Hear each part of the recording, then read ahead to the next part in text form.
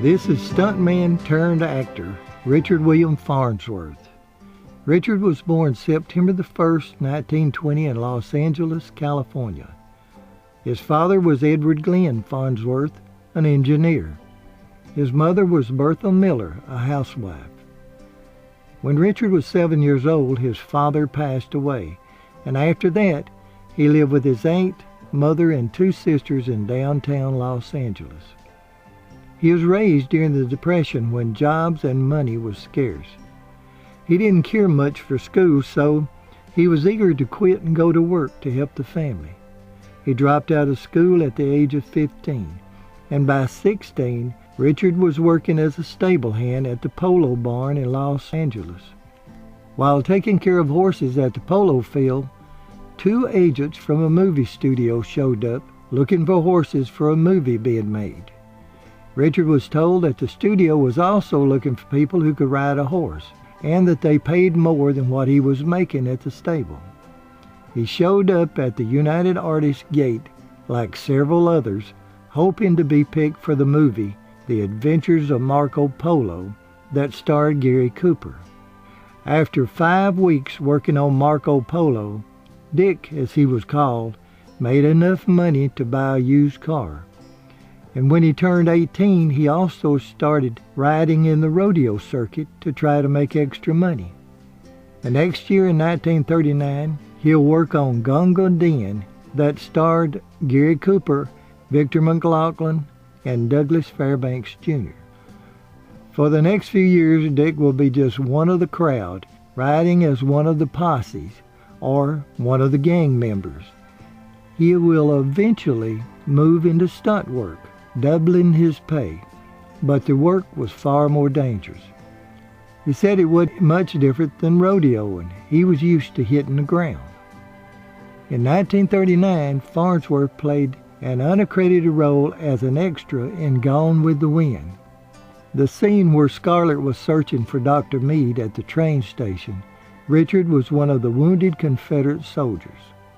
The white horse that Gerald O'Hara, played by Thomas Mitchell, rode in the film will later become Silver in the Long Ranger series. In 1946, Richard was making enough money that he could quit competing on the rodeo circuit. He had rode broncos and occasionally bulls. He had bulldogged with his friends Ben Johnson and Slim Pickens. He had been hired that year as a stand-in for Montgomery Clift in Red River that starred John Wayne. Dick said that he taught Montgomery Clift how to ride a horse and how to roll a cigarette. In 1947, Richard Farnsworth married Margaret Hill. She was called Maggie. They'll remain married for 38 years until her death in 1985. 1 year after their marriage, they'll have a daughter that they'll call Missy. A year after Missy was born, on October the 7th, 1949, Richard and Maggie will have a son, Richard Hill Farnsworth, and he'll be nicknamed Diamond. Diamond Farnsworth will grow up and, like his father, become a major stuntman. He'll be seriously injured in 1977 when a roller coaster jumped the tracks while filming the movie Roller Coaster. He'll continue his career in 1984 in The Terminator, No Way Out in 1987, and They Live in 1988. Diamond will also stand in for Sylvester Stallone in 2 of his Rambo movies. That same year that Diamond was born, in 1949, Richard Farnsworth was doubling for cowboy star Jimmy Wakely. Now here he is jumping from his horse to a fast-moving wagon in the movie called Lawless Code for Monogram Pictures. In 1951 through 1958, Richard was hired to double for Western actor Guy Madison in the TV series called Wild Bill Hickok.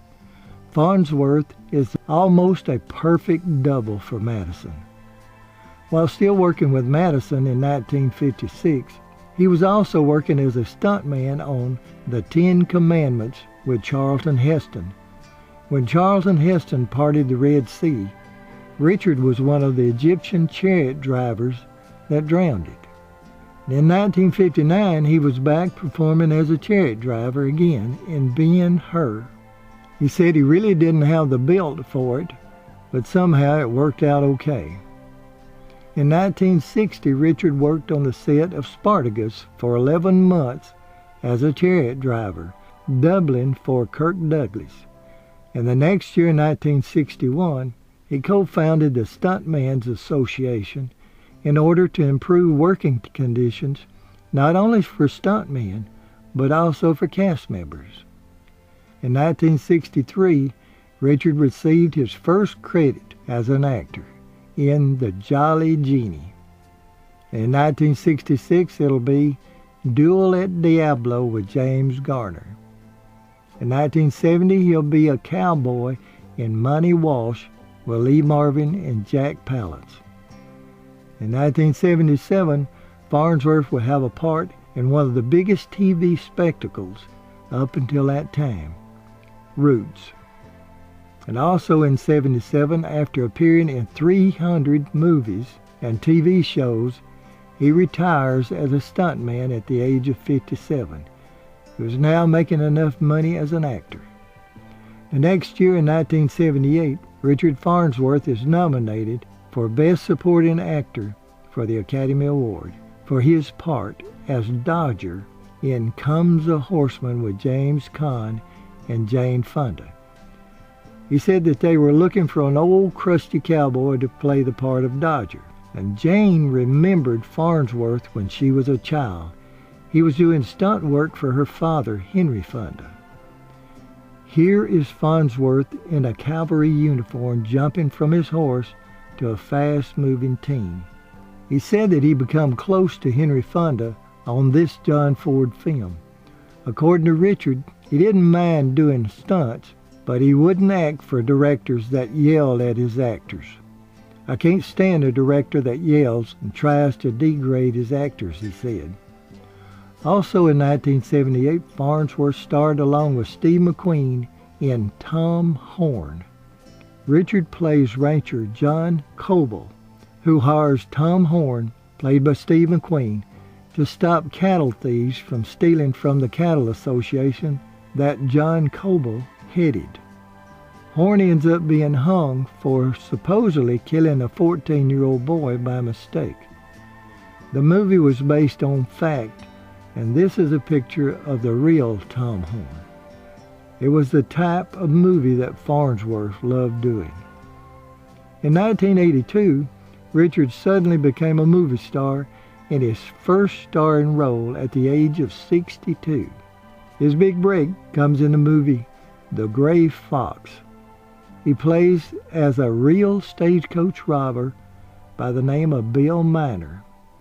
Miner had actually spent 33 years in San Quentin, and when he got out, there was no stagecoaches to rob, so he had to adjust to robbing trains.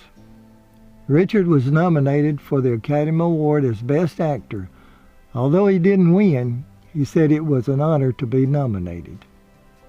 2 years later, in 1984, Richard will get to perform with his good friend, Wilford Brimley, in The Natural that starred Robert Redford. In 1985, Richard would play the father figure of Anne in Anne of Green Gables. Although he will receive praises for his performance, it'll be short-lived, because on August the 7th, he will lose his beloved wife of 38 years to cancer. Margaret Hill Farnsworth will leave her husband and 2 children, Diamond and Missy.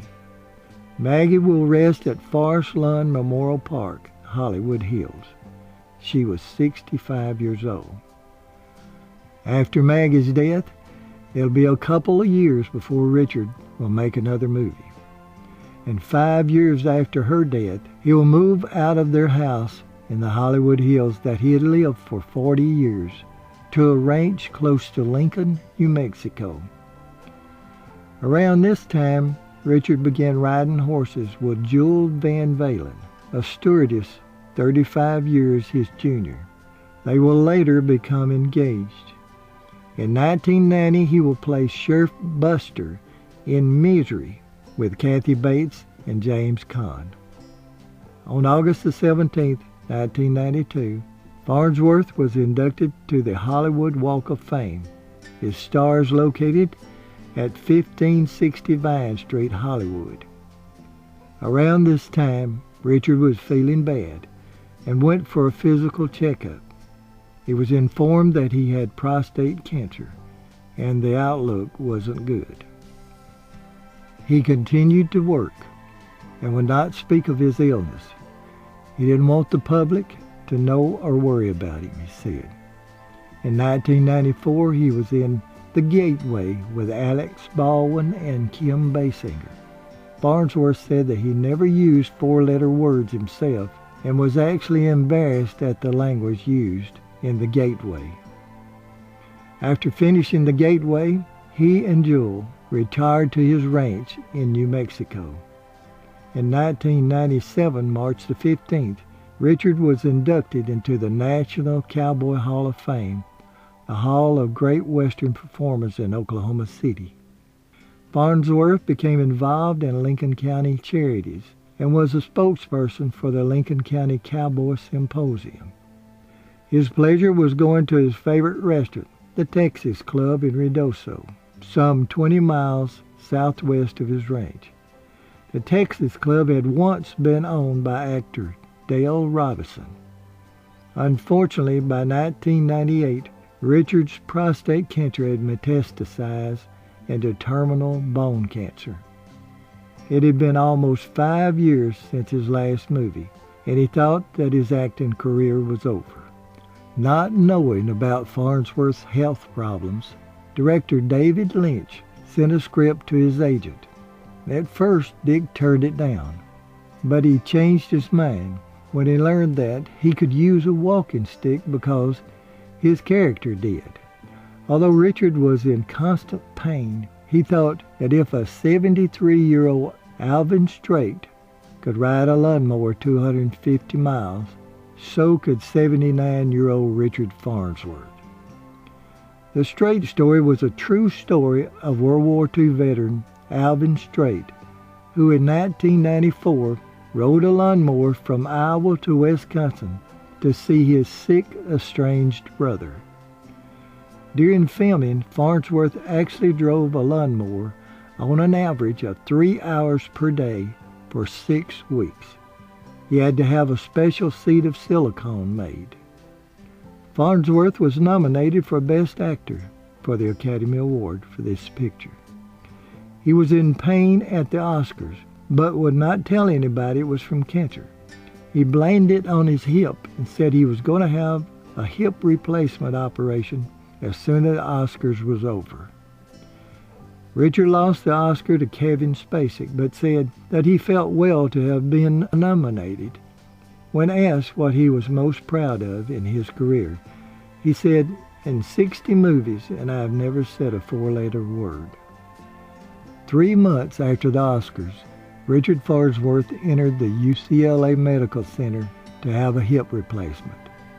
After the operation, he was unable to walk and was partially paralyzed from a spinal stroke.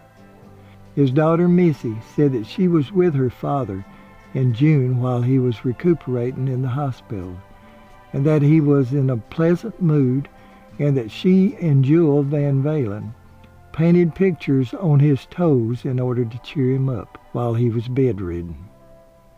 As soon as he was able, he returned to his home in New Mexico. His ranch was located 4 miles west of the town of Lincoln on U.S. Highway 380. On Friday evening at 5:30 p.m. on October the 6th, 2000, according to his fiancée, Richard was having an exceptionally bad day with pain. He knew that there was no hope of recovery, and pain was becoming unbearable. Van Valen told the sheriff that she was in the next room when she heard the shot. She rushed to him, but it was too late. Richard was laid to rest beside his wife Margaret, at the Forest Lawn Memorial Park in Hollywood Hills. Richard Farnsworth was 80 years old. His close friend, Wilford Brimley, once told a reporter from the LA Times that Dick Farnsworth was one of the best men I've ever met. A simple, honest man with a tremendous sense of humor and a joy to be around.